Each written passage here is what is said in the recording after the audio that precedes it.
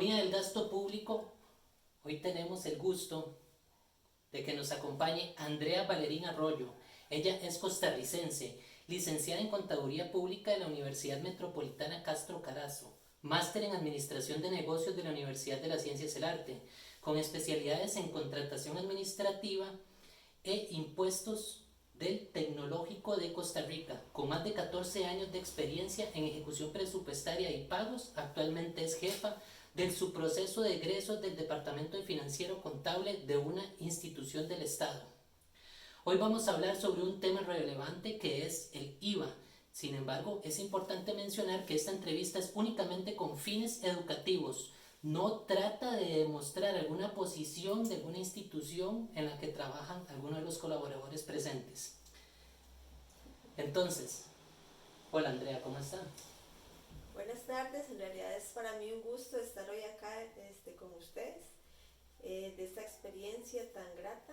Esperemos que este conversatorio, esta entrevista, sea de buen provecho tanto para ustedes como para mí. El tema del IVA no es un tema nuevo, ya lleva bastante tiempo. Sin embargo, hay personas que todavía no entienden a fondo qué es. ¿Usted nos podría regalar una explicación sobre lo que es realmente el IVA? El IVA, como sus siglas lo indican, es el impuesto del valor agregado. Es decir, es un impuesto que se genera y que lo cancela o lo paga el último en la cadena de recibir el bien o el servicio. Qué interesante. Y con su experiencia, ¿usted nos puede decir cuáles son los beneficios que usted ve para el Estado al contar con este nuevo impuesto? Bueno, en realidad este impuesto no es un impuesto nuevo. Anteriormente este impuesto se le llamaba impuesto sobre las ventas. Lo que pasa es que con la ley de reforma fiscal se vino a modificar ciertas condiciones y se crea este impuesto al valor agregado, donde se eliminan exoneraciones que antes existían y donde existen también escalas de impuesto, donde ya no todo es de un 13%, sino que van a haber escalas del 4, del 10, del 13%. Muy interesante. Dentro de su ejecución de las labores diarias, ¿la implementación del IVA la ha afectado? Realmente sí, ha afectado a todas las instituciones del Estado propiamente, ya que este impuesto del valor agregado vino a eliminar muchas de las exenciones que tenían antes lo que era la ley del impuesto sobre las ventas. Anteriormente el Estado gozaba de algo que le llamaban inmunidad fiscal. Y ahora con la reforma de la ley ya el Estado no goza de esa inmunidad. Es decir, ahora cuando el Estado adquiere un bien o un servicio, debe cancelar la tarifa del impuesto correspondiente. Aprovechando su vasta experiencia en el gobierno, ¿usted nos podría mencionar algunas oportunidades de mejora en la implementación del IVA? Como para decirle al Ministerio de Hacienda, por ejemplo. ¿Oportunidad de mejora en qué sentido? Porque en realidad hay oportunidad de mejora, digamos, tanto para las instituciones que tenemos ahora que cancelarlo, como para el Ministerio de Hacienda. Ok, le reformulo la pregunta. Si en el futuro se fuera a implementar un impuesto similar, ¿qué previsiones tomaría usted para que fuera más exitoso su desempeño?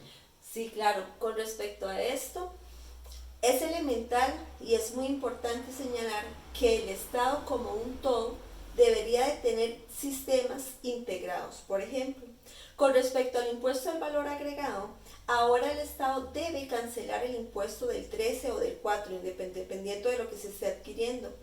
Y se le cancela al productor, a la persona que le está dando el servicio. Por ejemplo, yo vengo y pago el recibo de la luz y debo de pagar ese impuesto. Pero actualmente el Estado o la institución en la que yo laboro no le hace un detalle al Ministerio de Hacienda a nivel de sistema o a nivel de reporte o de declaración, donde yo le diga al Ministerio de Hacienda que yo le di el 13% que corresponde a 1.000 millones de colones, por ejemplo, con respecto al impuesto, y que ese impuesto es el que la compañía de luz va a tener que ir a declarar y decir: Ministerio de Hacienda, yo como compañía de luz recibí de la institución del Estado X 1.000 millones de colones y aquí lo estoy reportando. Es decir, la oportunidad de mejora sería tener una mayor comunicación entre el Estado, las instituciones y el Ministerio de Hacienda propiamente. Con este análisis profundo y con base en su experiencia, ¿considera que esta medida ayuda eficientemente a la disminución del gasto tributario? Bueno, quizá ahí es importante primero aclarar, ¿verdad? Con respecto al gasto tributario, y como lo mencionaba antes, el Estado ya no goza de las exenciones. El gasto tributario es el impuesto que el Estado deja de percibir por ciertas exenciones que tenía la ley.